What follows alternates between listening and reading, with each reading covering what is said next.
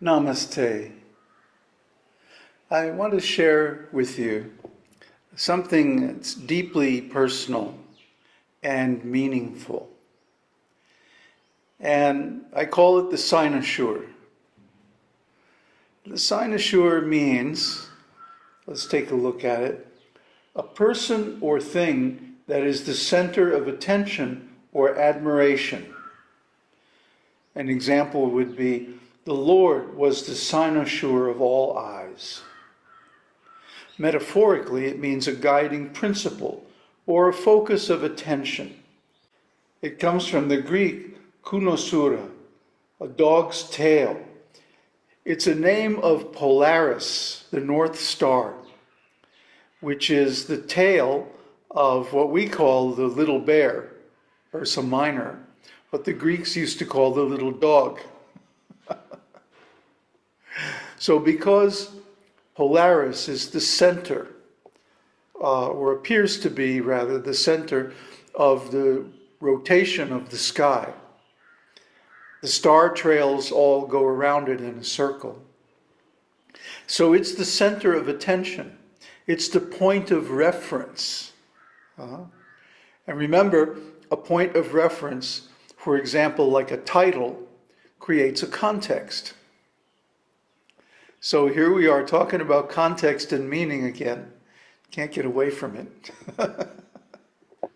But in this particular case, the context I want to talk about is Advaita and the form of bhakti, Ananya-Bhakti, that goes along with the Advaita teaching. Now, a lot of people engage in meditation and philosophizing, but we see that even after many years, they don't attain anything. And in my analysis, which you can read on the background for in the Esoteric Teaching series, the reason for this is a lack of background in bhakti.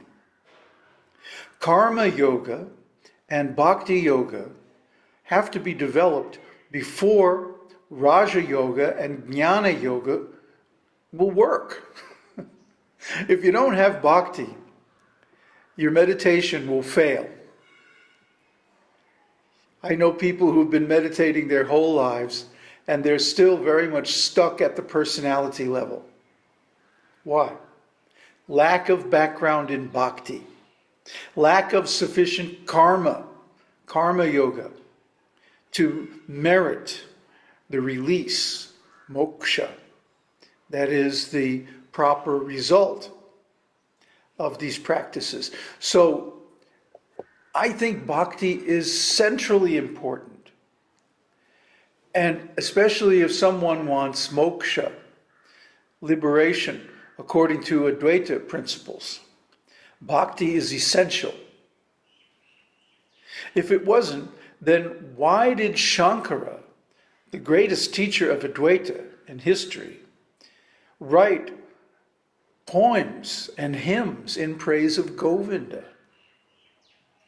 See? The bhakti and the Advaita go together. Now, of course, there are many hardcore dualistic bhaktas who will argue with this, but I don't care about them because their vision is not inclusive. They're deniers of Advaita. If you deny something, you can't understand it. So the highest Advaita teaching of Rāmaṇa Mahārṣi includes everything. Karma yoga, bhakti yoga, raja-yoga, jñāṇa-yoga. It includes everything. So being the most inclusive teaching means it's from the highest point of view, and therefore the most valuable, most correct, and most effective teaching. But no teaching is going to be effective if you don't follow it. So here I want to share my personal experience with Aruṇāchala, because our whole trend here in these series now is working towards a deep understanding and realization of Rāmaṇa Mahārṣi's devotional works. So much has been said and written, and so many people have taught based on Rāmaṇa Mahārṣi's Advaita works and sayings. But very, very few, really only Sādhu Oṁ and maybe a couple of others, have gone deeply into his devotional works. So, of course, Ramana's deity, his God, is Aruṇāchala. Aruṇāchala-Śiva. Now, Aruṇāchala, of course, is a hill. But the scriptures say from long time in the past, back in the Puranic age, that this Aruṇāchala is a form of Shiva, and not just an abode of Shiva, like many other holy places, but directly Shiva himself.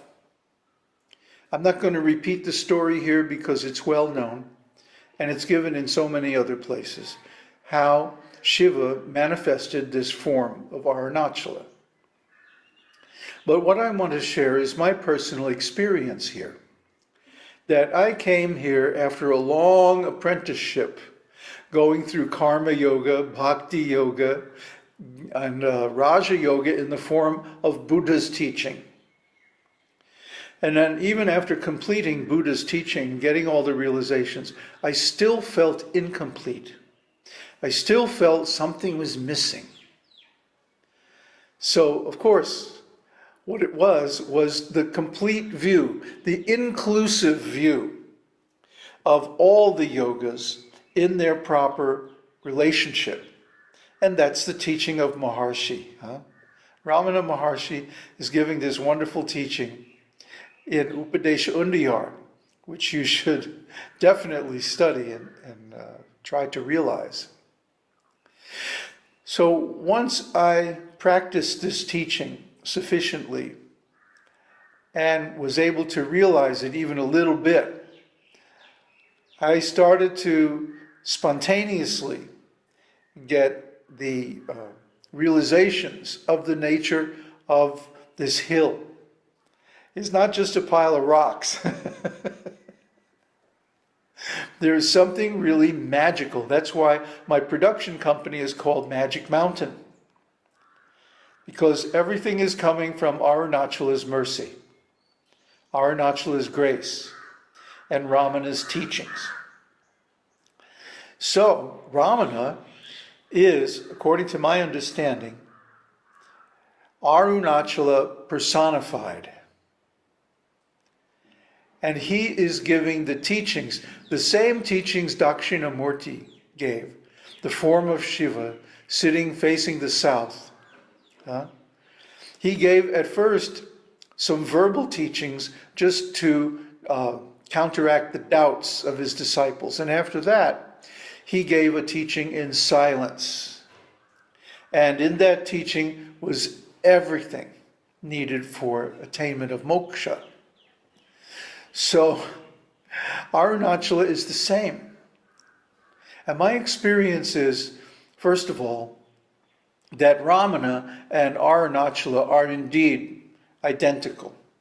Rāmaṇa is like an expansion or an incarnation or an emanation from Aruṇāchala, revealing its real nature as Aruṇāchala-Śiva. We start out all of these videos now with the Aruṇāchala-Śiva Dhyana mantra. You should learn this mantra and practice it. It's very effective. Because Arun means not bound. In other words, free. Moksha, liberation.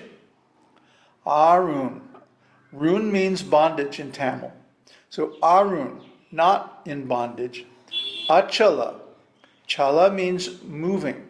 So Achala is non-moving, a hill. So Aruṇāchala is the non-moving hill-shaped form of Shiva, who gives liberation just by thinking about it. And this is well known all over the scriptures, especially the Tamil Advaita scriptures and like that. By the way, the Tamil culture is very old. It's at least as old, if not older than, the Sanskrit culture of northern India. And it's very deep also, because it includes Advaita and Dvaita. It includes karma yoga, bhakti-yoga, jñāṇa-yoga, rāja-yoga, everything you need to know, everything you need to practice to attain moksha. So in North Indian culture, the emphasis is more on dualistic practices and philosophy. But in South Indian nature, the non-dual practice and the non-dual understanding is supreme. And in my experience also, it is complete. Because it doesn't deny anything. It includes everything and accepts the validity and truth of everything. Everything in relation to God. So I'm here to tell you the wonderful magic of Aruṇāchala is something you just have to taste for yourself. Somehow or other, if only once in your life, save up the money to come here and experience it for yourself. Take the pilgrimage, the full moon pilgrimage around Aruṇāchala. This next full moon coming up is a huge festival. Like 500,000 people or more are expected to go around the hill in 3 or 4 days next week. It's going to be wild. But it's wonderful. It's very blissful. It's very amazing to experience this sense of community with so many people. It's just wonderful. So anyway, somehow or other, you have to get here and taste this for yourself. That's the only way you're going to understand what I'm talking about. That Aruṇāchala is the greatest friend. If you're ever feeling down, if you got the Saturn blues, the reason I call it the Saturn blues, it tends to happen when Saturn is angular in our chart or in a transit. For example, for me, Saturn is in the 5th house in my natal chart.